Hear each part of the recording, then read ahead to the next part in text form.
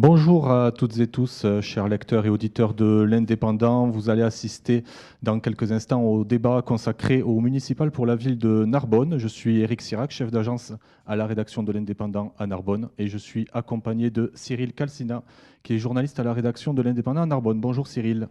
Bonjour Eric, bonjour à tous, bonjour messieurs. Je vais d'abord vous présenter chacun. Vous êtes 5, à noter que vous êtes 6 candidats, mais seulement 5 à ce débat aujourd'hui, puisque Frédéric Falcon, candidat du Rassemblement national, n'a pas souhaité participer à ce débat. On va vous présenter par ordre alphabétique et nous ferons ensuite les questions par ordre alphabétique aussi pour que chacun ait la parole en alternance. Laurent Fabas, bonjour. Bonjour. Vous avez 46 ans, vous êtes à la tête de la liste Nous sommes Narbonne, un collectif citoyen et solidaire. Bertrand Melquier, bonjour. Bonjour. Vous avez 47 ans, vous êtes maire sortant et candidat Nouveau Narbonne à votre réélection sous la bannière Narbonne, tout simplement. Qui est sans étiquette. J'ai dit Nouveau Narbonne, non? Nouveau Narbonne 2026. Ok, très bien. Jean-Luc Maury, bonjour. Bonjour. Vous avez 68 ans, vous êtes candidat de la France Insoumise et tête de liste Narbonne Insoumise. Voilà. Alain Peyre, vous avez 67 ans. Bonjour. Bonjour. Vous êtes candidat Reconquête à la tête de la liste Reconquête pour Narbonne. À la reconquête de Narbonne. À la Reconquête de Narbonne. Et Nicolas Sainte-Cluc, bonjour. Bonjour. Vous avez 54 ans. Vous êtes soutenu par plusieurs forces de gauche ainsi que les écologistes. Et vous êtes à la tête de Narbonne en Grand. C'est ça, tout à fait. Messieurs, nous allons débuter par une vidéo réalisée il y a quelques jours sur le marché de Narbonne où nous avons simplement posé la question aux habitants. Qu'attendez-vous de votre prochain maire? Je vous invite à regarder les images et on se retrouve tout de suite après.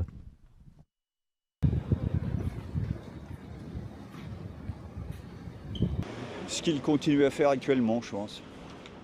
C'est à prioriser le développement de Narbonne en respectant en partie l'écologie et en essayant de développer l'activité économique. Nettoyer peut-être les trottoirs avec toutes les crottes de chiens, je pense. Parce que si ça continue, il faudra mettre des bottes. La sécurité. La sécurité de tous les jours. Les incivilités. La propreté aussi. Voilà, je trouve que la ville est bien gérée. La sécurité, la propreté. Pour moi, l'écologie. C'est l'écologie, ouais. S'occuper de sa ville et de ses citoyens. S'occuper du commerce du centre-ville. La priorité, c'est pour moi, de maintenir cette trajectoire qui valorise le centre-ville pour en faire une ville de référence dans notre région. Premier thème donc de ce débat que nous allons développer ensemble, il s'agit du stationnement et des commerces. Le retour qu'on a donc quand on a fait ce reportage, c'est qu'en semaine, les travailleurs du centre-ville tournent longuement dans les rues pour trouver une place de stationnement, notamment le jeudi. Pensez-vous que le stationnement est bien pensé ou comment mériterait-il d'être revu pour satisfaire également les commerçants et leurs clients? Donc on va continuer le tour de parole dans le même ordre que tout à l'heure, Monsieur Fabas.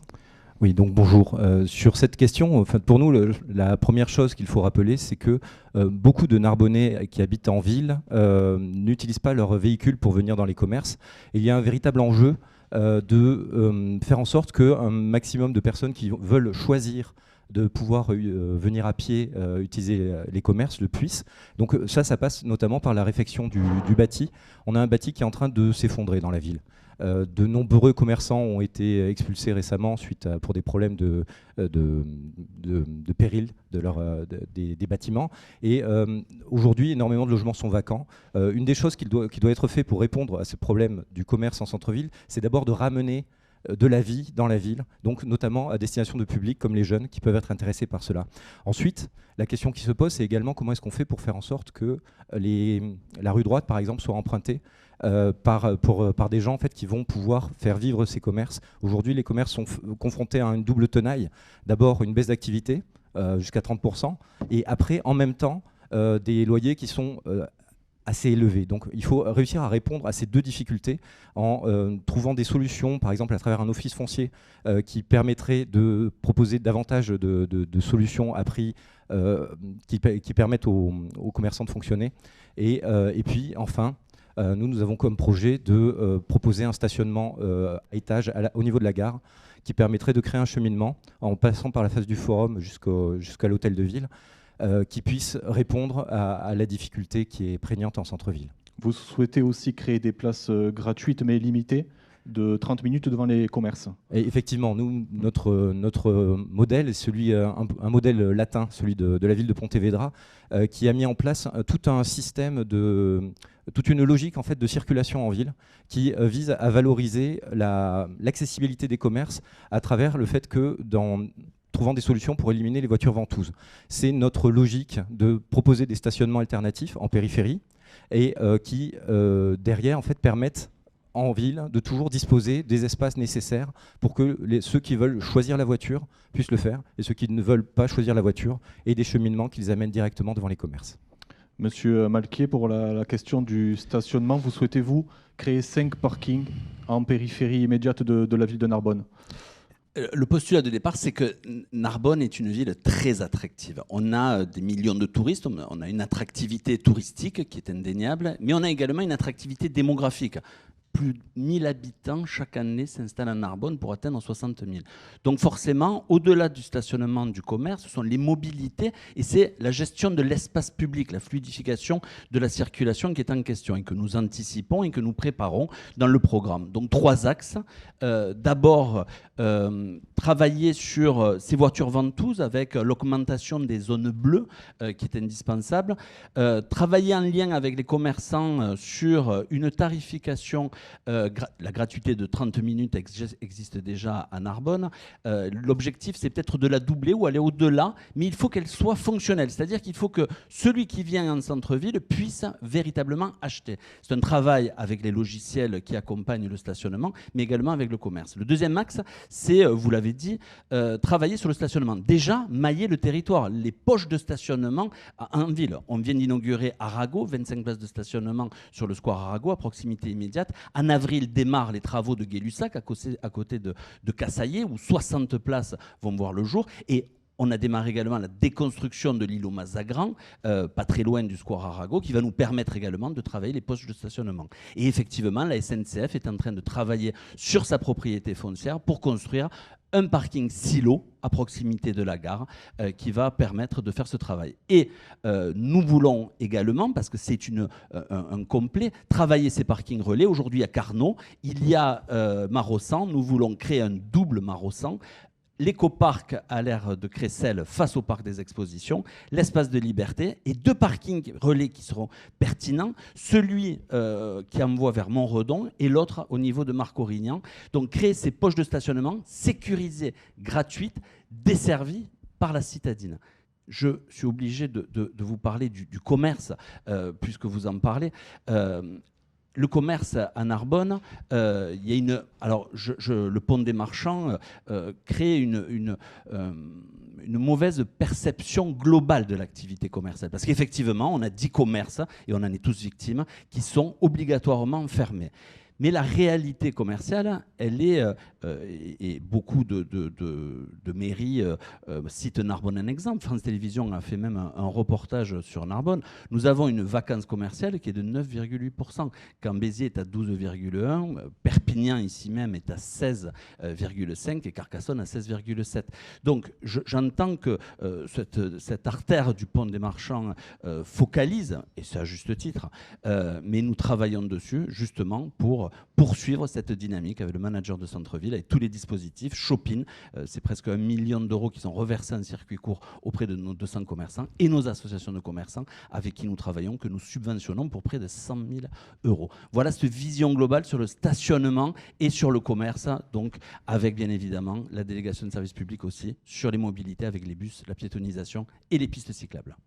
Monsieur Maury, que pensez-vous justement de cette question du stationnement ? C'est une question importante, hein, une question pour le quotidien des gens. Bien sûr, et puis les deux sujets sont bien sûr liés, le stationnement et le commerce. Donc je commencerai par le stationnement. Moi je pense qu'il faut baisser le prix du stationnement actuellement. 1,20 € l'heure, c'est trop cher.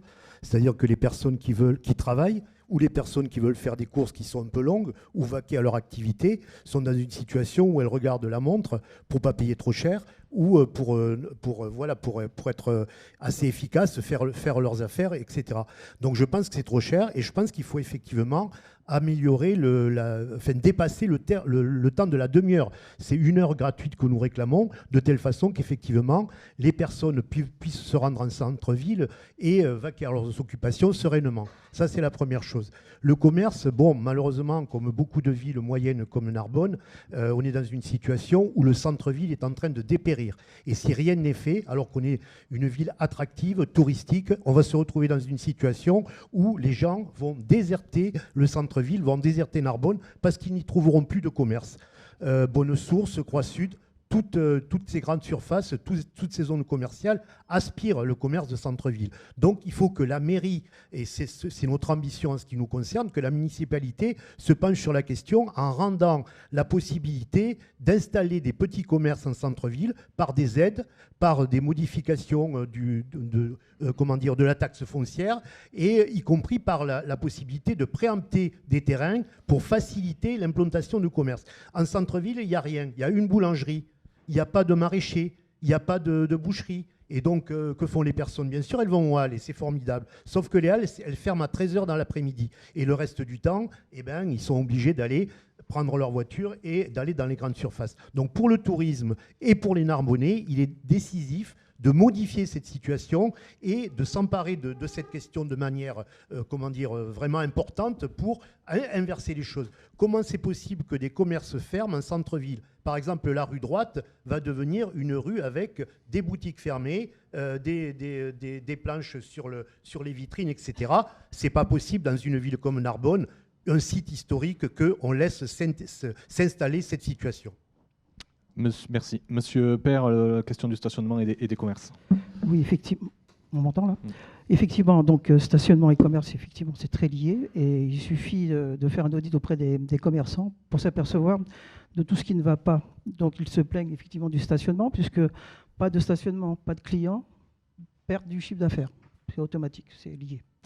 Donc ce que je propose, moi, c'est effectivement créer ce qu'on appelle des parkings relais sur la route de Perpignan, sur la route de Carcassonne, sur aussi Narbonne-Plage, la route de Narbonne-Plage, de façon à ce que ces parkings relais captent les voitures, captent les touristes, de façon à ce que, par des navettes, on puisse atteindre le centre-ville, et ainsi que les touristes. Donc ce que je propose, c'est que la création de 3 parkings, qui vont à peu près amener 600 places, et que ces parkings pourront être desservis par des navettes. Les plus courageux des touristes, les plus courageux pourront venir à pied et visiter Narbonne, cette magnifique ville. D'autres aussi, les prévus, nous prévoyons aussi tout simplement une location de vélo, donc d'une mobilité douce. Pas la peine de copier Paris, etc., les grandes villes, tout simplement à notre échelle, à une ville moyenne, de 60 à 80 vélos suffisent pour ceux qui veulent visiter notre ville en vélo. Ça, c'est une chose. Maintenant, les commerçants m'ont Parlez bien dans le micro, monsieur Père, parlez bien dans le micro. Parlez bien dans le micro, monsieur Père, on vous entend. Je ne parle pas, d'accord. Restez bien centré. Bien, alors oui, je reviens à ce que m'ont fait remonter les commerçants, c'est qu'ils se plaignent qu'il n'y ait pas de rotation de voitures. Donc effectivement, des délais courts au niveau du stationnement, de façon à ce qu'il y ait une rotation, de façon à ce que la personne venant acheter chez un commerçant puisse repartir assez facilement et qu'il y ait une rotation des voitures. Tout simplement pour qu'il y ait une clientèle renouvelée. C'est ce que réclament les commerçants. Et j'axerai aussi un 3e axe qui est tout simplement ce qu'on appelle dans d'autres villes un stationnement commerçant. Après, on peut trouver un autre nom, c'est-à-dire un stationnement commerçant, c'est-à-dire quand vous faites l'achat dans un commerce, vous êtes remboursé de votre parking. Et ça, ils le réclament. Voilà, ça, c'est les 3 positions. Et après, ça, c'est le centre-ville. Mais Narbonne, c'est pas que le centre-ville. Moi, je veux être le maire de Narbonne, pas du centre-ville, de tout Narbonne.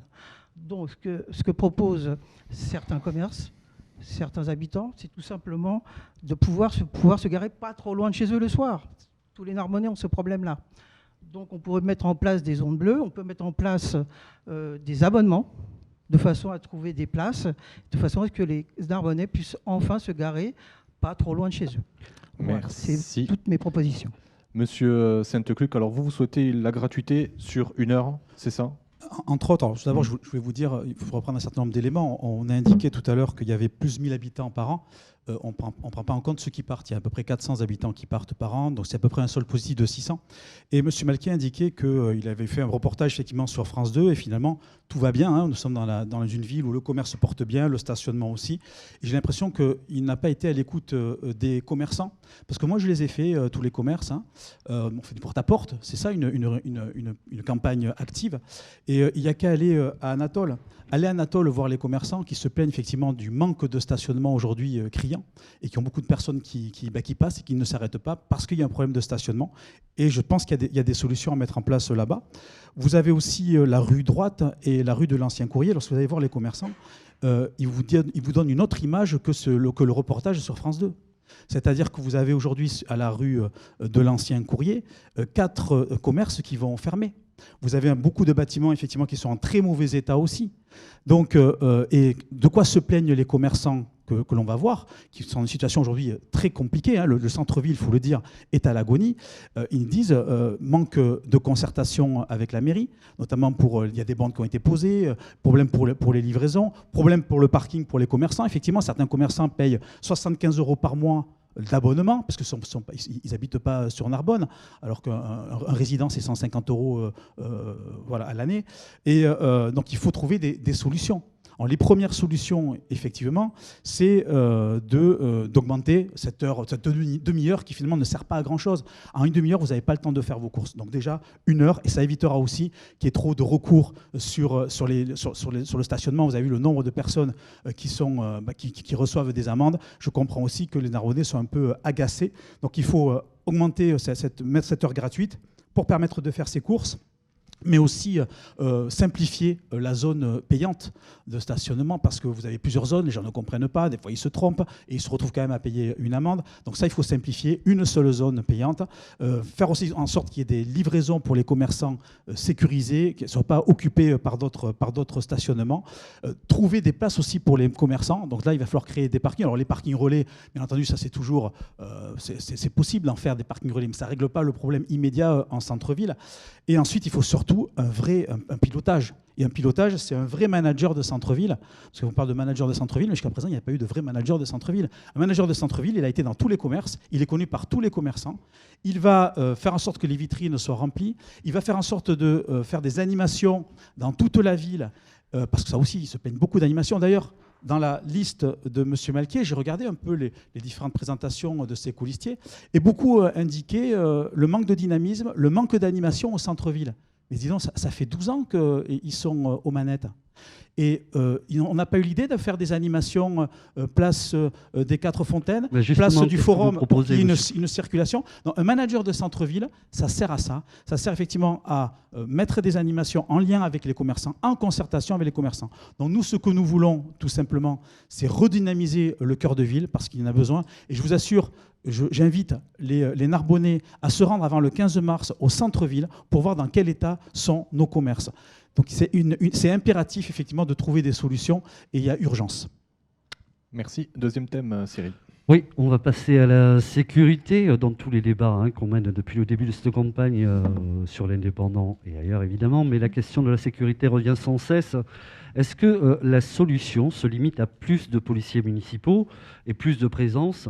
Alors, comme le suggère notamment l'absent Frédéric Falcon, candidat RN, avec 20% d'agents de plus, en les passant de 50 à 60, alors qu'ils sont, je parle avec votre contrôle, 62, Bertrand Malquier, donc on les attendra. Ou envisagez-vous d'autres clés pour une meilleure tranquillité publique ? On va commencer par vous, Monsieur Maury. Alors sur cette problématique, bon, c'est vrai qu'il y a une situation qui est un petit peu compliquée dans les quartiers. Il y a un reportage qui avait été fait sur le trafic de drogue, les difficultés qu'il y avait à ce niveau-là, etc. Je pense qu'il faut, il faut vraiment développer une véritable police municipale de proximité. C'est-à-dire qu'y compris, on n'est pas contre le fait qu'il y ait un recrutement supplémentaire, à condition que les policiers soient formés et qu'ils soient formés pour faire de la médiation et de la prévention dans les quartiers. C'est-à-dire qu'on n'est pas pour le sécuritaire, Par exemple, en termes de sécurité, il y a des caméras qui sont utilisées partout, des caméras qui vont filmer ce qui se passe. La preuve n'a jamais été faite, n'a jamais été apportée de l'efficacité de ce dispositif. Par contre, l'investissement dans l'humain et dans la formation à la médiation peut permettre de régler un certain nombre de problèmes. Ça, c'est la première chose. Développer la police municipale de proximité. Actuellement, il y a 2 quartiers, Saint-Jean et Razimbault. Il faut que cette police municipale de proximité soit investie, qu'il y ait des brigades dans les autres quartiers, Horteneuve, Bourg, etc., etc. De telle façon qu'encore une fois, on soit au plus près de la population, au plus près de ses préoccupations et qu'on ait un rôle, que les policiers soient formés à un rôle de médiation. Si j'ai bien compris, excusez-moi, vous voulez créer des brigades dans les quartiers? Oui, c'est-à-dire modifier, peut-être recruter, effectuer un recrutement, parce que finalement le ratio, il n'est pas sur Narbonne, il n'est pas affolant. Donc déjà, mais les former et développer les brigades de proximité. Voilà, ça c'est très important. Et en même temps, nous on a dans la perspective de créer des conseils de quartier. Au plus près de la population, avec la population, etc. La police municipale doit être dans ces conseils de quartier, avec la population, prendre l'avis de la population pour voir quels sont les problèmes, quelles sont les problématiques, de telle façon qu'elle puisse vraiment jouer son rôle au plus près de la population sur les problèmes que rencontre la population. Le deuxième aspect, il faut aussi traiter la question de la sécurité par le fait qu'on engage des éducateurs, des animateurs, pour faire, de prendre en charge les difficultés que rencontre la population dans ces quartiers, en particulier la jeunesse. Aujourd'hui, on est dans une situation où les jeunes sont désœuvrés et bien évidemment, la question de la délinquance vient se greffer dessus. C'est très facile. Donc, encadrer cette jeunesse, faire des propositions en termes d'animation, de sport, de telle façon qu'effectivement les jeunes puissent s'y retrouver dans les quartiers. Aujourd'hui, sont abandonnés les jeunes sont abandonnés comme les adultes d'ailleurs. Et la dernière chose qui va avec ça, c'est le fait que les infrastructures doivent suivre. Aujourd'hui, les gymnases à Narbonne sont dans un piteux état. Il faut faire un plan de rénovation de l'ensemble des gymnases, y compris des terrains de sport, des terrains de foot, etc., de telle façon que le sport puisse être pratiqué par le plus grand nombre à travers les clubs de sport, à travers les animateurs, etc. etc. Donc ça participe aussi de la façon dont on peut prendre en main la question de la sécurité et la dégradation sur cette question-là. Merci. Bertrand Malquier. Avant de parler de moyens, j'ai envie de parler de volonté. Moi, je crois en la fermeté. Tout ce qui vient d'être énoncé existe déjà à Narbonne. Les policiers municipaux, les brigades de proximité, au contact des conseils citoyens qui sont participatives.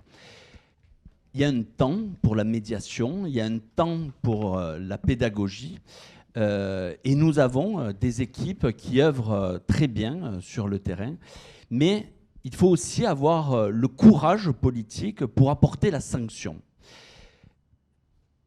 Quand un médiateur, et vous allez vite comprendre, quand un médiateur qui fait très bien son travail à la ville de Narbonne ou au Grand Narbonne et qui gagne 1 500 € par mois, rencontre un apprenti dealer qui gagne 3 fois ce montant en s'exonérant de l'impôt, pour lui dire qu'il faut rejoindre le droit chemin, vous comprenez bien que on est au bout d'un système et ça ne fonctionne pas. Nous avons des médiateurs qui travaillent. Nous avons des associations de quartier, la BP, la Maison des Potes, la MI, qui sont au cœur de la prévention, de la pédagogie et de l'accompagnement. Mais ça ne suffit pas.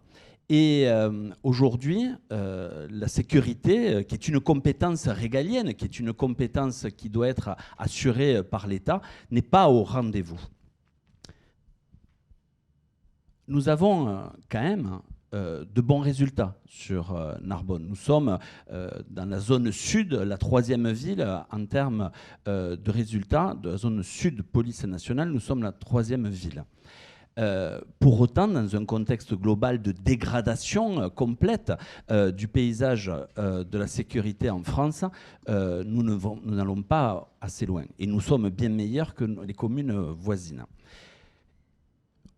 Pour parler de moyens, en 2014, il y avait 28 policiers municipaux à Narbonne. En 2020, il y avait 47 policiers. En 2026, nous sommes 62 policiers, plus 2 policiers liés à la brigade de l'environnement des gardes champêtres. Et 100 personnes qui travaillent autour du pôle tranquillité et sécurité publique.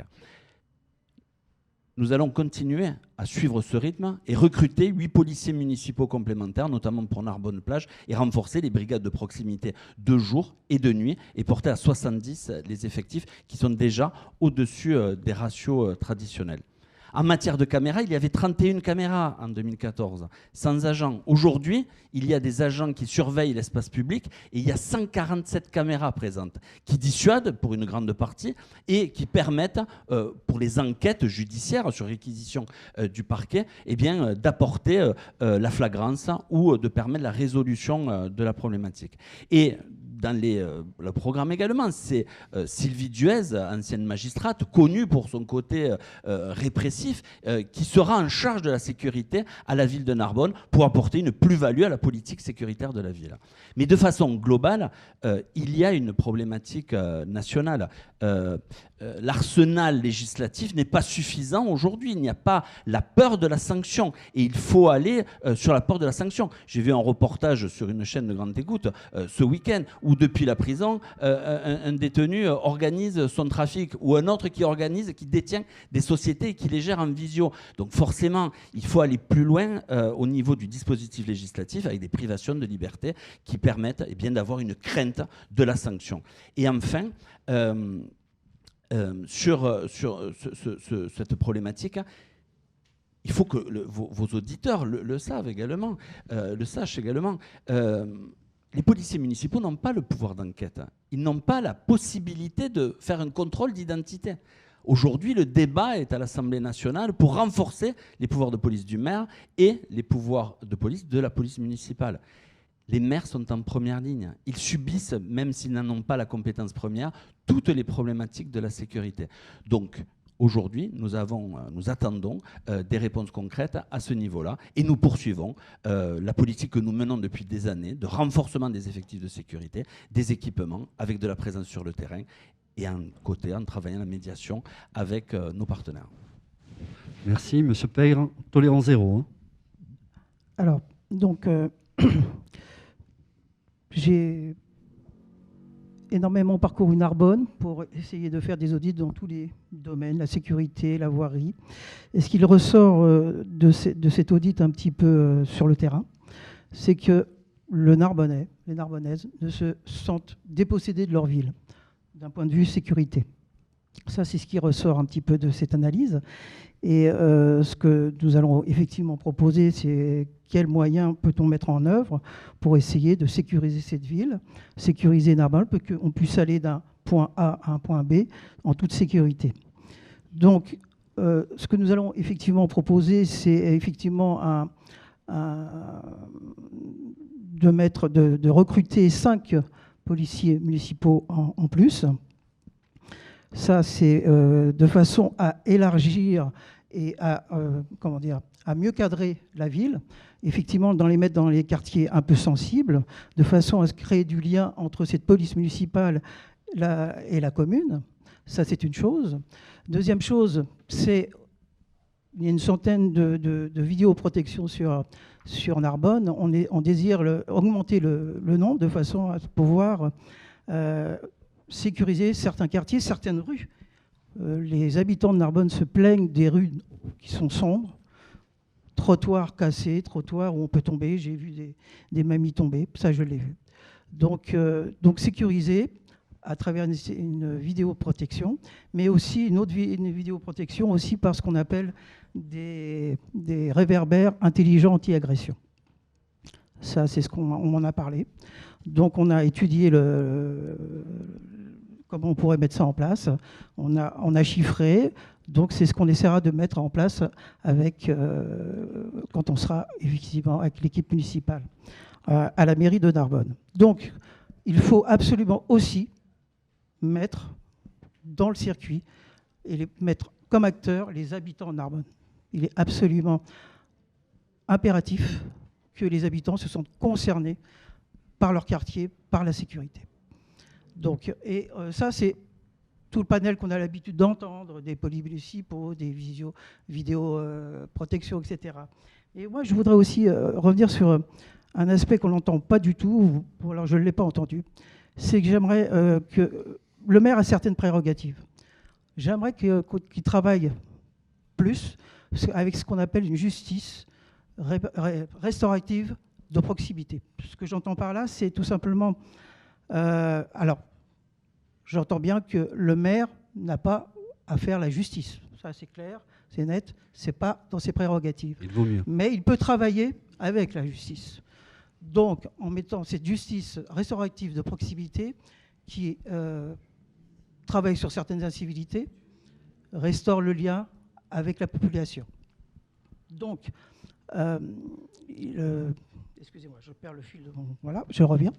Donc voilà, donc il faut essayer que le maire, n'ayant pas ce pouvoir de justice, peut travailler avec la justice, puisque lui, il peut travailler, il y a déjà des maisons de justice à Narbonne, pourquoi pas travailler avec et pourquoi pas augmenter, mettre à disposition des locaux et travailler avec le procureur. Ça, c'est les prérogatives du maire qui fait partie de la commission locale pour la sécurité et la petite délinquance, et la prévention de la délinquance, pardon. Merci. Ça, le maire peut travailler là-dessus. Voilà, c'est ce que... On oublie cet aspect-là, il y a aussi de la prévention à faire. Ça, c'est très important. Merci. Voilà.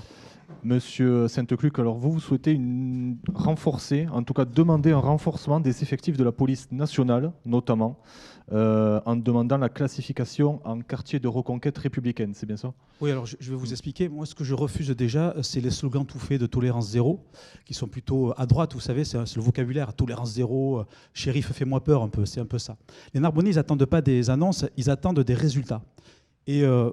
Malquier le sait parfaitement, je l'ai entendu dire tout à l'heure, c'est la 3e ville, non.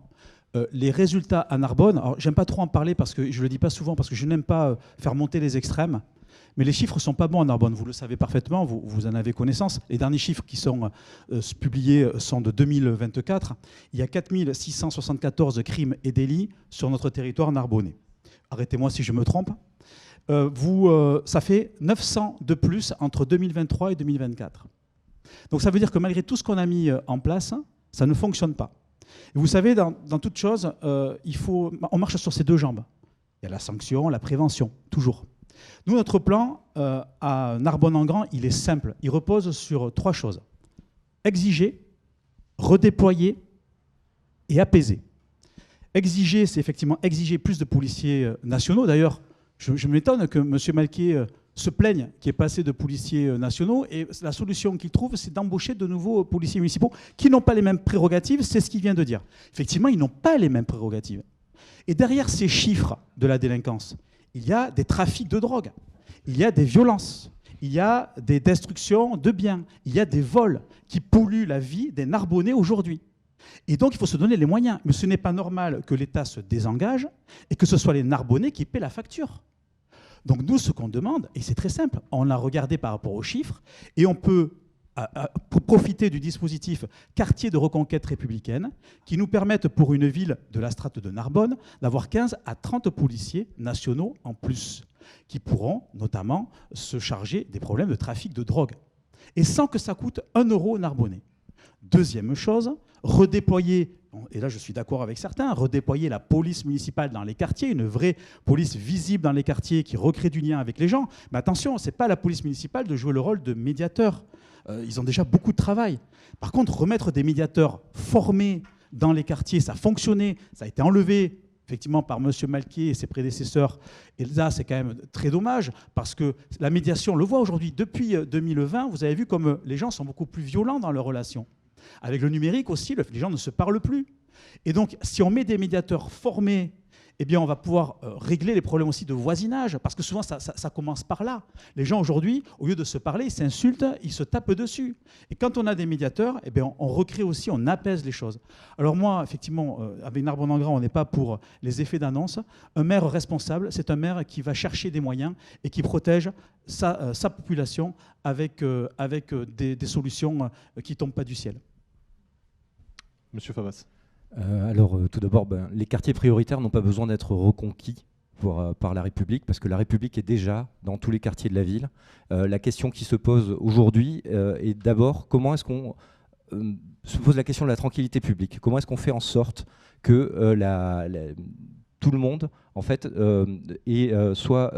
puisse faire des trajets du quotidien en tranquillité, ne se sentent pas obligés d'avoir des zones d'évitement parce que pour des raisons d'urbanisme, souvent on n'a pas pris soin d'un espace, cet espace n'est pas occupé et du coup on se retrouve avec des espaces vides qui génèrent toute une série de problématiques. La question qui doit d'abord se poser, c'est comment est-ce qu'on fait pour remettre de l'humain dans l'ensemble du territoire urbain. Alors cet humain, c'est d'abord des gens, c'est tout simplement faire en sorte que la ville soit vivante.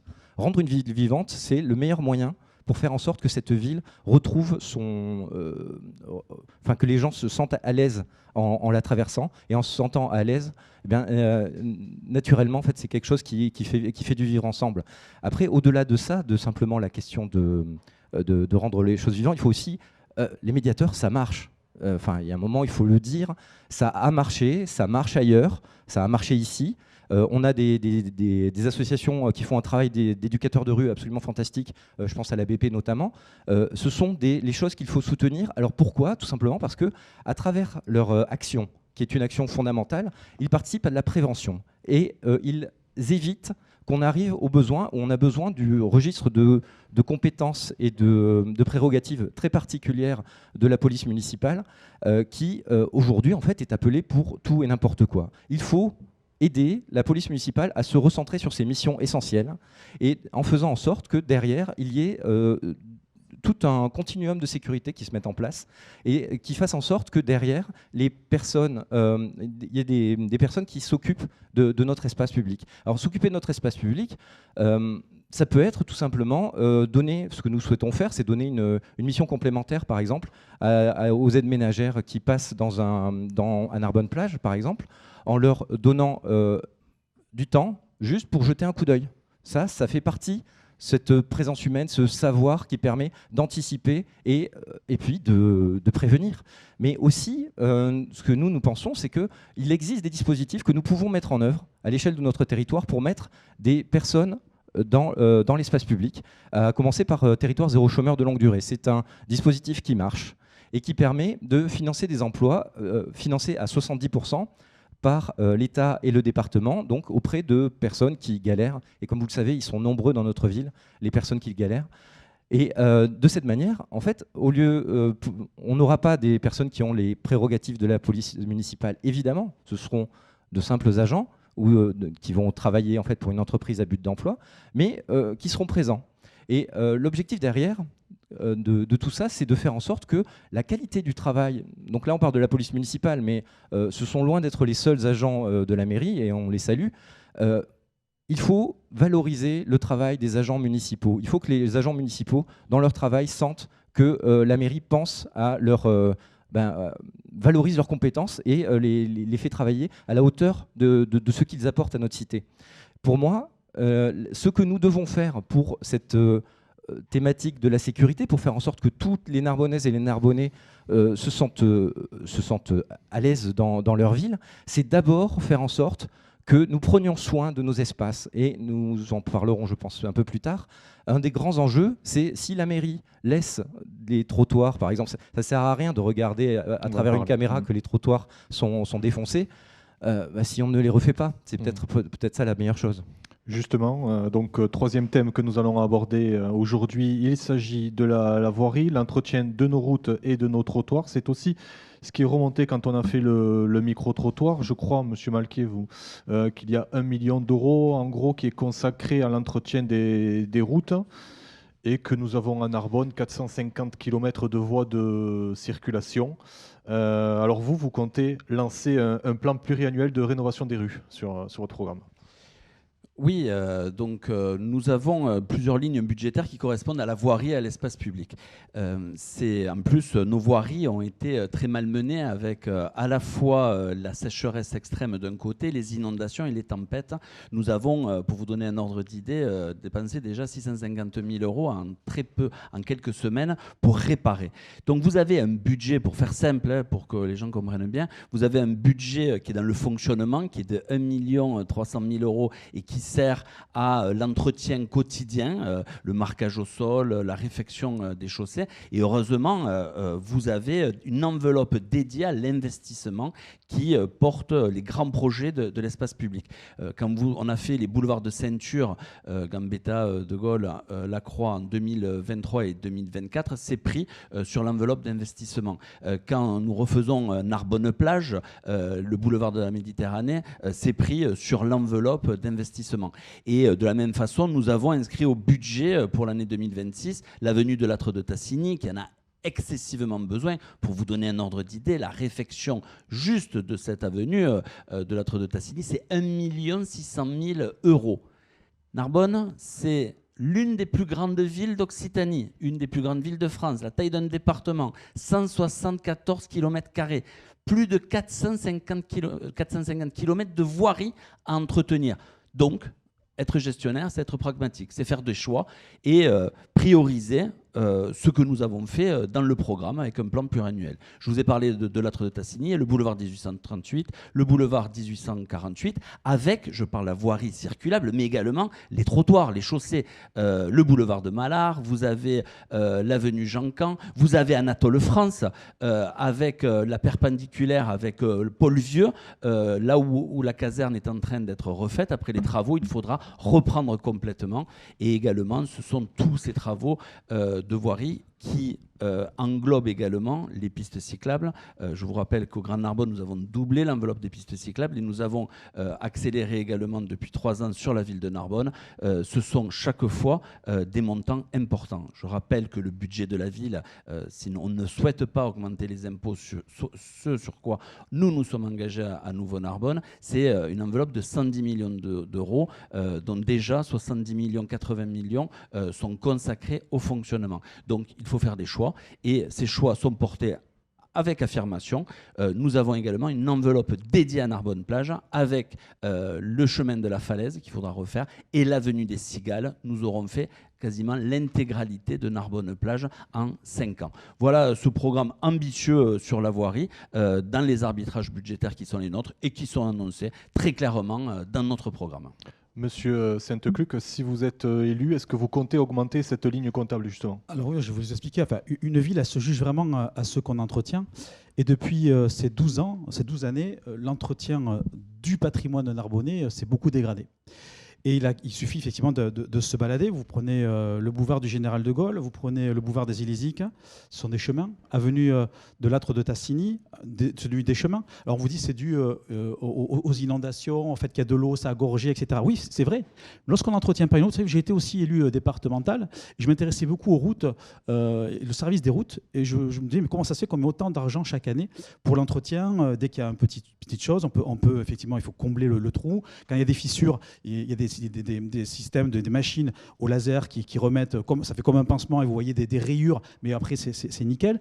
C'est pour empêcher en fait que la route se dégrade beaucoup plus. Si vous n'entretenez pas chaque année les routes et les trottoirs, eh bien ça vous coûtera 3 fois, 4 fois, 5 fois plus cher les années plus tard, parce que ça s'est fortement dégradé. Et là, ce qui s'est passé effectivement depuis ces 2 ans où on a fait des économies sur les routes, c'est que vous avez de l'eau qui ruisselle et qui se met dans la terre, sur les côtés, et ensuite elle ressurgit aux endroits où la route est déformée, où il y a des fissures. Et du coup, ça a créé des trous un peu partout dans la ville de Narbonne. Et aujourd'hui, ça va nous coûter effectivement une blinde. Je crois que M. Malquier l'a dit, ça nous a coûté 600 000 €, ça va nous coûter encore plus cher. Donc, effectivement, il va falloir qu'on s'y mette. Alors, dans les 450 km de route, je suppose que M. Malquier prend en compte les 150 km de chemins communaux, hein, parce que c'est vrai qu'il y en a beaucoup de chemins communaux qui, eux, ce n'est même pas des chemins défoncés, c'est carrément des terrains minés. Aujourd'hui, il suffit d'aller voir le chemin de l'ancienne route de Coursan. Et le problème, c'est que ça n'est pas limité aussi aux routes, aux trottoirs. Notre patrimoine, ça a été dit tout à l'heure, les gymnases de la ville de Narbonne, les écoles et le palais du travail qui en est la triste... sur la voirie. Oui, et le palais du travail qui est quand même aussi la triste symbole de la dégradation de notre patrimoine. Donc nous, effectivement, on veut faire un plan rapide de remise en état de nos routes et de nos trottoirs. Moi, j'ai vu encore, M. Maury le disait tout à l'heure, non, c'est M. Père qui le disait, moi j'ai vu une dame la semaine dernière sur la rue Félix Aldi, une personne âgée qui était obligée de marcher avec son déambulateur au milieu de la chaussée. C'est dangereux. Il faut rendre les trottoirs accessibles. Et le rôle d'un maire, c'est d'assurer la sécurité de ses administrés. Donc on va mettre en place rapidement un plan trottoir et route. Et il faut augmenter le budget. Bien entendu qu'il faut l'augmenter. Mais c'est des choix politiques. Soit on augmente le budget, soit on fait effectivement de nouveaux bâtiments. Moi, je préfère, vous savez, je ne supporterai pas qu'on abandonne l'entretien du patrimoine que l'on a pour faire des bâtiments neufs qui sont sans âme. Et le rôle d'un maire, c'est effectivement d'entretenir le patrimoine parce que les Narbonnais y tiennent. Et on a un taux d'équipement aujourd'hui qui est d'ailleurs très important pour une ville comme Narbonne, mais il faut le remettre à niveau parce que sinon, on donne une image, et on le voit aussi, vous prenez aussi les terrains sportifs pour les enfants. Et moi, j'ai mon fils qui a joué au rugby ce week-end, il joue au Crabos. C'était pas les Crabos, c'était les Crados, tellement qu'ils étaient... Et il a des blessures partout, parce qu'effectivement, le terrain est dégueulasse. Il est temps de mettre aussi des terrains synthétiques, etc. Qu'on remette de l'argent là où il faut, et pas dans des projets pharaoniques. Monsieur Fabas, vous souhaitez créer un grand plan ponts et infrastructures, c'est ça? Oui, exactement. Quand on parle des voiries, effectivement, le vrai sujet, c'est d'abord celui de l'entretien de notre patrimoine général. Et ce patrimoine, si on ne l'entretient pas, derrière, ça coûte énormément plus cher. Au moment où on passe sur des budgets d'investissement qui peut être assez faramineux, juste pour avoir gagné quelque chose sur notre précédent bilan comptable, pour essayer de faire passer la mariée pour plus belle. Mais non, le vrai enjeu, quand on parle aux Narbonnaises et aux Narbonnais, c'est vraiment cette difficulté de circulation qu'ils vivent au quotidien par des goulots d'étranglement qui sont un petit peu partout. Voilà, le sujet du pont de Carcassonne est un sujet évidemment qui revient c'est une mémoire traumatique pour beaucoup de Narbonnais, cette fermeture du pont sans suite. L'enjeu aujourd'hui, c'est de faire en sorte de répondre à ces problèmes qui aujourd'hui engorgent la ville en développant à travers cela notamment des franchissements efficaces à destination des mobilités douces, des transports en commun. Et ça va permettre de participer au développement, à l'amélioration de la fluidité de la circulation pour tous. L'enjeu donc de cette... mais moi, ce sur quoi je voudrais venir, c'est aussi sur ce que nous dit la qualité de nos trottoirs et de nos routes. Quand vous vous promenez à Narbonne, vous ne pouvez pas vous empêcher, sur n'importe quelle rue ou presque, de remarquer que les rues sont balafrées, elles ont été rapiécées de manière souvent pas conforme en fait, même au superbe dallage qui a pu être mis. On met un grand bitume noir. La vraie question que ça pose, c'est qu'est-ce que ça nous dit de la gestion de la ville? Ce que ça nous dit de la gestion de la ville, c'est que les services ne se parlent pas et la planification ne se fait pas suffisamment en amont pour être capable de se poser toutes les questions nécessaires avant de reboucher, de manière à ce que les aménagements qu'on peut faire en surface, le prendre soin de nos espaces, de nos trottoirs, soient réalisés. Nous, ce qui nous paraît absolument fondamental, c'est de nous poser la question de quelle est la vie des gens, c'est-à-dire leur demander à eux leur trajet du quotidien, les trottoirs qu'ils empruntent, et faire en sorte que derrière, lorsqu'on parle de ces questions de voirie, on ne se pose pas uniquement la question de la voiture, on se pose aussi la question de faire des cheminements piétons qui permettent à chacun, dans ses trajets du quotidien, qui lui permettent d'aller à l'école, d'avoir un cheminement sécurisé et de qualité, sans des poteaux au milieu du trottoir, avec donc un revêtement qui évite à une grand-mère de tomber, ou même à n'importe qui, puisqu'on est tous vulnérables à ce genre de choses. L'enjeu, c'est de se poser la question de ce que vivent les Narbonnaises et les Narbonnais. Et pour cela, il ne faut pas croire que quelqu'un a la réponse qui va tomber de nulle part. Il faut travailler avec eux et construire avec eux les besoins et leur donner le choix des priorités dans leur quartier à travers des conseils de quartier. Merci. Monsieur Perrin, l'entretien de nos routes. Alors, donc très intéressant le micro-trottoir que vous nous avez montré au début, puisque cette thématique ressort. La propreté, le problème effectivement des problèmes des chiens, en l'occurrence. Voilà, donc moi ce que j'ai pu remarquer effectivement, et ce que ce micro-trottoir a pu nous montrer, c'est que la ville se dégrade à certains endroits de Narbonne. Pas le centre-ville, puisque, je le répète, nous avons un maire qui est le maire du centre-ville, mais quand on se balade à l'extérieur du centre-ville, là, les problèmes se posent. De problèmes de trottoirs qui sont cassés, qui sont complètement avec des trous. Vous avez des problèmes d'insécurité à cause de l'éclairage. Donc, ce qui me semble intéressant à faire, c'est de remettre de l'humain sur le terrain. C'est-à-dire qu'avec les services techniques, avec les commerçants, avec les habitants, autour d'une table, savoir vraiment ce qu'ils veulent, qu'est-ce qu'il est possible de faire et de faire un plan clair, efficace et faisable. Donc la faisabilité de ce plan, ça va dépendre effectivement de l'audit qui sera fait à travers les gens concernés. Je répète, les services techniques, les habitants, les commerçants, les Arbonnais. Donc, remettre l'humain au centre, c'est-à-dire que le service technique doit être capable d'intervenir le plus vite possible dès qu'il y a dégradation, dès qu'il y a des déchets sur la voie publique. Refaire évidemment les trottoirs et donc amener petit à petit cette ville, la rendre de nouveau propre, accessible et belle. Voilà. Monsieur Maury. Bon, il y a beaucoup de choses qui ont été dites, mais sur ce sujet-là, bon, c'est vraiment un peu la catastrophe, quoi. Parce qu'il faut dire les choses comme elles sont. Monsieur Maquet dit qu'il faut faire des choix.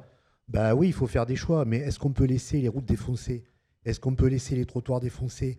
Jusqu'où ça va aller? Il va y avoir des blessés, il va y avoir des gens qui vont partir à l'hôpital. C'est pas possible. Les choix, c'est ce qui s'est passé à Narbonne-Plage. Le front de mer a été refait, l'axe central a été refait, c'est magnifique. Mais il suffit de faire 100 mètres, les routes elles sont totalement défoncées, c'est devenu des chemins de terre et ça dure depuis des années. Donc c'est pas la sécheresse de maintenant, c'est pas la pluie de maintenant. Il faut dire la vérité. Donc oui, il faut faire des choix. Il n'y a rien, il n'y a pas de concertation sur la question de la voirie à Narbonne. Il n'y a pas un plan d'ensemble qui permettrait de régler ces problèmes-là. Vous le savez tous, les routes sont défoncées, il y a les plaques d'égout, il y a des flaques à cause des pluies, etc. C'est la sécurité, quoi. C'est l'hygiène, c'est la sérénité des habitants dans la ville. Bon, vers chez moi, au quai de Lorraine, quand on passe sous le pont, en face le truc de traîner, d'un seul coup, on arrive dans un chemin de terre, quoi. Dans un chemin de terre, dans un chemin de vigne, pendant 150 mètres. C'est le centre-ville, quoi. Donc, qu'est-ce qui est fait? C'est pas possible. Donc, il faut véritablement un plan, d'ensemble sur la voirie, c'est-à-dire les rues, l'aménagement des rues, l'aménagement des trottoirs qui sont aussi dangereux. On l'a dit tout à l'heure, les poussettes, les gens qui sont handicapés, et puis bon, les personnes âgées, même pas handicapées, etc. Ils sont trop étroits, ils sont cabossés, etc. Il faut arrêter ça. De l'argent, il y en a à Narbonne. Et oui, il faut faire des choix pour la population, pour l'ensemble de la population, qui, de ce point de vue-là, est pris en otage dans cette situation et est en danger.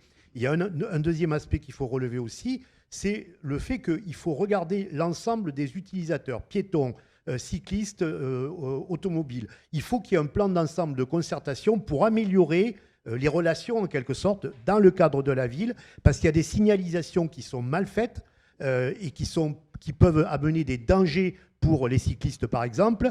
Il y a par exemple, des pistes cyclables à contresens, le fait qu'elles soient protégés, etc., etc. Donc là aussi, je pense qu'il faut qu'il y ait une concertation, une vision d'ensemble, que l'ensemble des acteurs, des utilisateurs de la ville sur ce terrain-là puissent vivre en bonne entente, utiliser la ville, etc., et qu'on règle une fois pour toutes ce problème, parce que c'est vraiment, ça devient délirant, quoi. Merci à tous. Abordons maintenant le sujet de la santé. Selon vous, est-ce que la pénurie de médecins constatée par nombre de Narbonnais, je ne vous apprends rien, doit se traduire par l'embauche de médecins salariés et la création de nouvelles maisons de santé, ou avez-vous une autre détermination à mener pour satisfaire cette demande. Monsieur Peyre, on commence par vous. Alors, au sujet de la santé, je crois qu'il n'a échappé à personne que c'est même au niveau national, et ça reste forcément local, qu'il y a une désertification des médecins. Donc, nous avons à Narbonne une maison de santé municipale, très bien, qu'il faudrait peut-être en créer d'autres pour pouvoir venir des médecins généralistes, mais aussi des spécialistes, ce qui manque un petit peu à Narbonne. Et là-dessus, un maire a des leviers, c'est-à-dire proposer une attractivité qui est proposer des locaux pour professer, trouver de façon à pouvoir attirer les médecins de façon à ce qu'ils viennent sur Narbonne. Deuxième chose, il y a un souci aussi pour les personnes âgées, pour les personnes un petit peu en santé précaire, où les médecins ne se déplacent plus. Donc il va falloir un peu réfléchir à la chose de façon à ce que les médecins, surtout ceux qui viennent sur Narbonne et que la mairie peut faire venir, et c'était de leur proposer aussi de pouvoir se déplacer auprès des Narbonnais.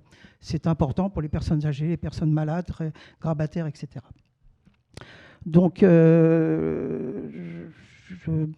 pense qu'il y a possibilité de rendre cette ville attractive, de redonner une santé à Narbonne, et c'est ce que nous ferons à la mairie. Voilà. Nicolas Sainte-Clique, vous souhaitez créer un centre de santé, notamment ? Oui, alors, en fait, la santé, vous savez, nous on avait fait un questionnaire auprès des Narbonnais. Il y a eu 600 personnes qui ont rempli ce questionnaire, et c'est vrai que le premier élément qui est monté, c'est la santé. D'ailleurs, quand on dit bonjour à quelqu'un, on lui demande comment ça va, c'est par rapport à la santé toujours. Et les Narbonnais sont clairs, c'est-à-dire qu'ils considèrent que le service des urgences est saturé, que le service de médecine générale est saturé. Vous avez aujourd'hui plus de 6200 personnes qui attendent un médecin traitant. Je ne vous parle pas des spécialistes. Moi-même, aujourd'hui, je n'ai pas de dermato. Il y a des gens qui vont jusqu'à 7 pour avoir un médecin spécialiste. Donc il suffit pas donc de mettre des médecins sur une liste pour régler le problème. Il faut mettre des mesures concrètes. Et les mesures concrètes, c'est simplement créer un centre de santé public municipal avec des médecins salariés, avec aussi de la pluridisciplinarité, et pour avoir un accès aux soins. Et en plus, il y a l'avancement des frais. Du coup, c'est bien aussi pour les personnes qui n'ont pas forcément les moyens d'avancer les frais. Donc ça, c'est la première solution. Il y a aussi remettre à niveau, rénover la maison médicale de garde qui fait un travail remarquable sur Narbonne, qui est gérée par des médecins privés. Sur 68 médecins, il y en a 65 qui vont dans cette maison médicale de garde, mais qu'aujourd'hui a un des problèmes d'accueil importants. Donc il faut améliorer l'accueil, les capacités d'accueil, mais aussi les conditions de travail des personnes qui sont à l'intérieur, les médecins, les secrétaires, puisqu'aujourd'hui ils ont pris l'eau. Voilà. Et donc je crois que, et sans contrepartie bien entendu, parce que je sais que des travaux ont été déjà chiffrés, mais on leur propose de leur faire payer un loyer en contrepartie, en sachant que c'est une association et qu'ils ont un budget qui est ric-rac. Non, c'est un service public pour ce qu'ils font, c'est du service public, et donc il ne doit pas y avoir de contrepartie, on est propriétaire des locaux, et il est normal qu'on assure le clos, le couvert, comme on dit, c'est-à-dire qu'il n'y ait pas de problème d'inondation, qu'il n'y ait pas de problème aussi au niveau du chauffage, parce qu'ils payent une facture très importante. Ensuite, il faut aussi un hôpital public fort en centre-ville.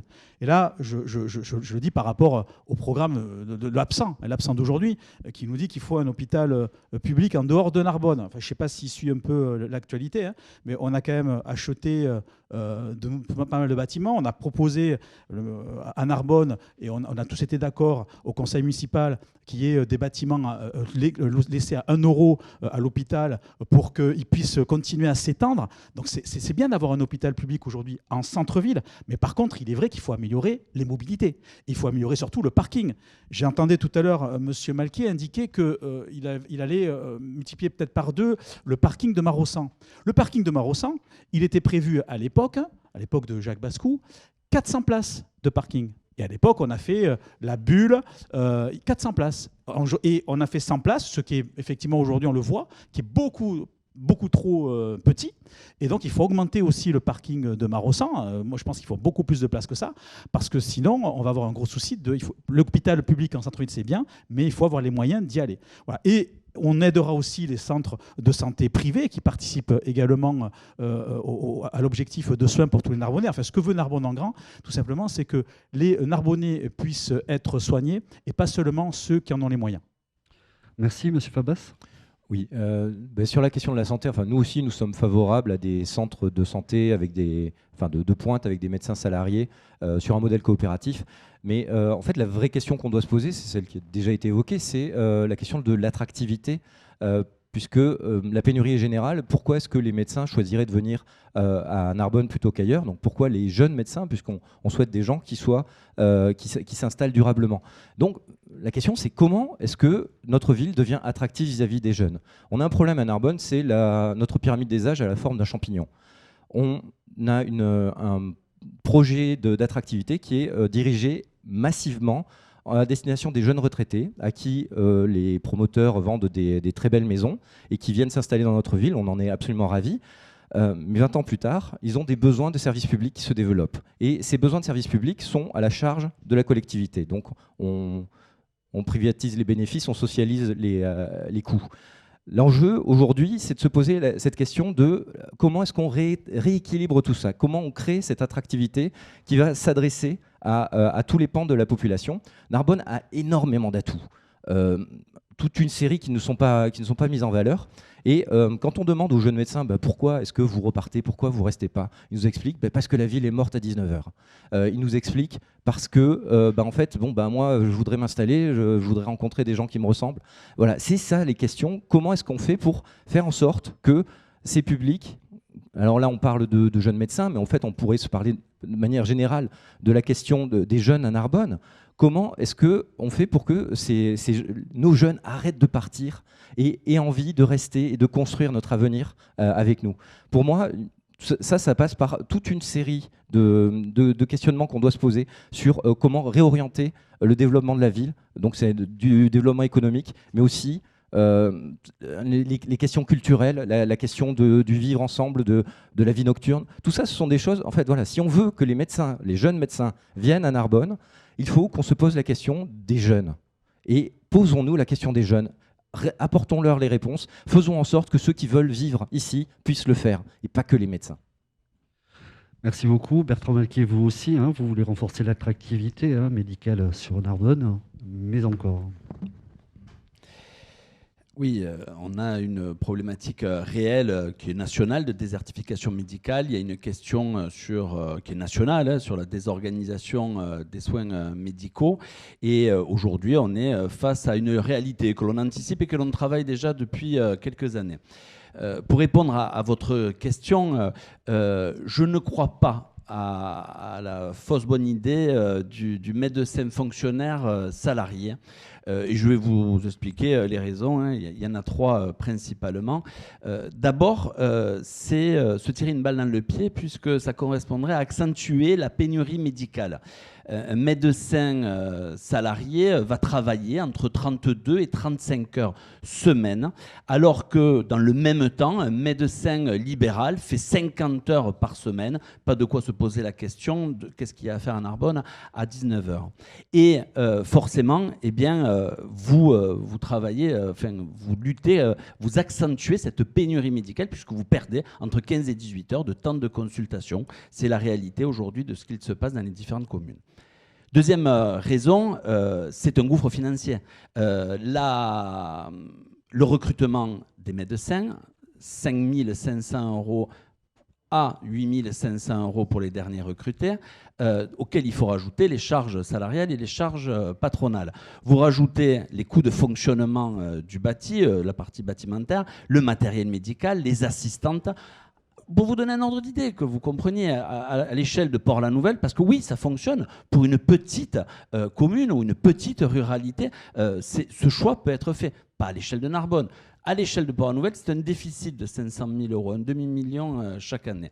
Et enfin, la troisième raison, c'est pas parce qu'à Narbonne, vous dites qu'on va mettre des médecins fonctionnaires salariés qu'ils vont tous venir. Ne croyez pas que le médecin mercenaire qui attend d'être salarié attend une ouverture de poste à Narbonne.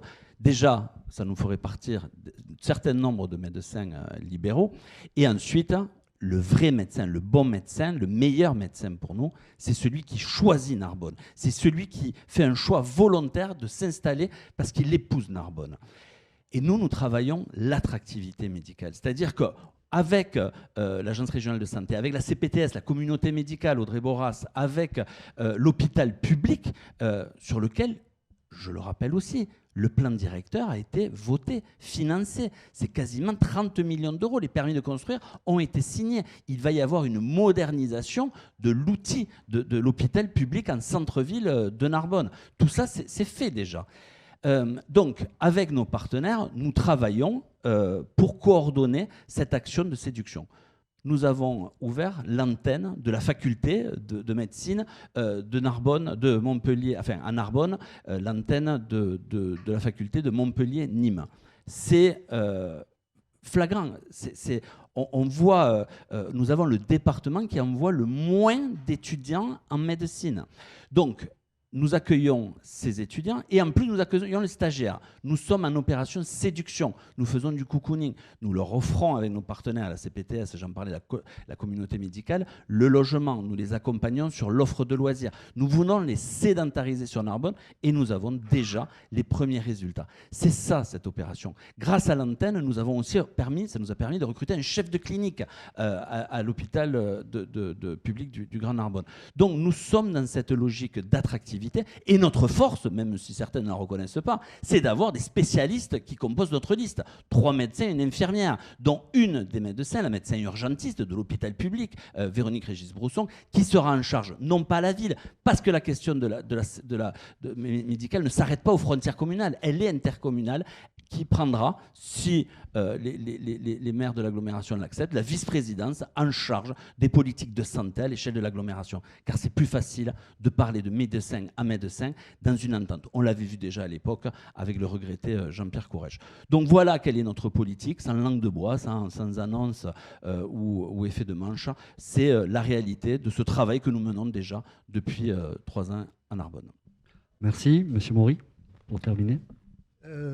La liste Narbonne Insoumise que je représente était inconditionnellement pour la défense d'un service de santé public. Et ça passe par la première des choses, c'est que l'hôpital public de Narbonne doit être protégé, doit être développé et pas amoindri. Aujourd'hui, on a un plan de privatisation du service de nettoyage qui va provoquer un certain nombre de licenciements dans l'hôpital. On n'a pas entendu M. Malquier se prononcer contre ces licenciements. Donc nous, on est pour, effectivement, je fais le même constat que les autres, Narbonne désert médical. On est inconditionnellement pour développer le service public, développer l'hôpital public, l'agrandir, etc. Nous considérons que la clinique privée de Montredon est un non-sens. Elle représente des coûts pour les usagers. Le parking est payant, les distances à parcourir ne sont pas réglées, il faut prendre le bus, etc. Pour les personnes âgées, c'est très compliqué. Il faut modifier fondamentalement les choix qui sont effectués par cette majorité aujourd'hui à Narbonne. On est par ailleurs, contrairement à ce que dit M. Malquier, pour la création, oui, de maisons de médecine avec des médecins salariés, parce que si on commence par ne pas leur poser la question, on fera en quelque sorte la réponse à leur place. Aujourd'hui, il y a énormément de médecins qui souhaitent s'engager dans ce type de contrat salarié par la municipalité. Nous, on est pour développer ça et on est par ailleurs pour la construction, l'implantation de maisons médicales dans les quartiers, de telle façon qu'on soit au plus près de la population, pas simplement pour faire face aux urgences, mais pour faire face à tout type de pathologie, de telle façon que Narbonne soit vraiment maillée par un service de santé public qui permette de répondre à la problématique de la population qui, on le sait, est de plus en plus vieillissante et donc a besoin effectivement d'un outil de santé publique. Voilà, c'est la position de Narbonne Insoumise et nous, on se battra pour ça. Merci à tous pour ces explications. Dernière question que nous allons aborder ensemble. On va vous demander une réponse courte si possible. Quelle serait votre première mesure si vous êtes élu prochainement? On va commencer peut-être, on va faire dans l'ordre. Monsieur Saint-Tecluc. Je commencerai par faire ce qui n'a pas été fait depuis 12 ans, c'est-à-dire réparer Narbonne. Donc mettre en place un plan d'urgence, je l'ai dit tout à l'heure, hein, pour les trottoirs et les rues, et un plan d'investissement annuel pour effectivement les écoles, les gymnases. Le PAU travail, par contre, pas tout de suite, parce que le PAU travail, il va falloir voir les études qui ont déjà été faites. Je sais qu'il y a une étude qui a été faite en 2022 qui n'a pas été rendue publique, donc on verra si elle est suffisante pour déjà mettre en place un marché, parce qu'il faut au moins 2 ans, hein, pour mettre en place un tel programme. Et puis voilà, ça c'est le nécessaire, et surtout changer aussi de méthode de gouvernance, c'est-à-dire travailler en transparence. Donc quand on fait des études, on les rend publiques, hein. Ensuite, on fait de la concertation avant la prise de décision et non pas arriver devant les gens en disant voilà, c'est comme ça, et on considère qu'après on a concerté. Non, on va voir les habitants, on va voir les commerçants, voilà ce qu'on vous propose. On discute, on peut se tromper, on prend les copies et on revient et on fait les travaux. Donc ça, c'est important. Et après, surtout, rendre des comptes. Voilà ce qu'il faut faire quand on est un maire responsable. Monsieur Fabas. Alors nous allons rendre la ville aux habitants en refondant les conseils de quartier et pour que dès le mois de mai, en fait, ce soit eux qui décident quels sont les trottoirs qui doivent être refaits en priorité, que ce soit eux qui décident donc de leur budget du quotidien, à commencer par les animations dans les villes, qu'en fait ce soit les habitants, les commerçants qui reprennent le contrôle de comment est-ce que leur espace se vit dans chacun des quartiers et que dans chacun des quartiers ça puisse fonctionner comme ça. Mais moi je voudrais rajouter un petit point, c'est qu'en fait ce débat on aurait pu l'avoir dans les années 90, alors qu'aujourd'hui, cette année, il y a eu le feu le plus énorme de notre histoire. Il y a à peine plus d'1 mois, des habitants étaient évacués à cause des inondations. On n'a pas encore fini d'enlever tous les arbres qui sont tombés pendant la tempête. Il y a quand même une question fondamentale pour ne pas simplement préparer le mandat qui vient, mais préparer l'avenir à long terme, c'est la question de notre adaptation au changement climatique. Monsieur Père, votre première mesure si vous êtes élu? Alors, une fois élu, une des premières mesures serait de réunir tous les acteurs de la sécurité, puisque dans mon programme, il y a 3 thématiques, la sécurité, l'identité et l'avenir. Donc effectivement, si j'ai pris la sécurité dans la première thématique, c'est qu'elle est porteuse pour le reste. C'est-à-dire que sans sécurité, il n'y a pas de liberté. Pas de liberté de déplacement. Sans sécurité, il n'y a pas de cohésion. Ce n'est pas possible. Sans sécurité, il n'y a absolument pas de relations humaines. Ça, c'est un point. Donc la première chose, c'est donc de remettre la tranquillité publique au cœur de l'action municipale. Ça, c'est la première chose.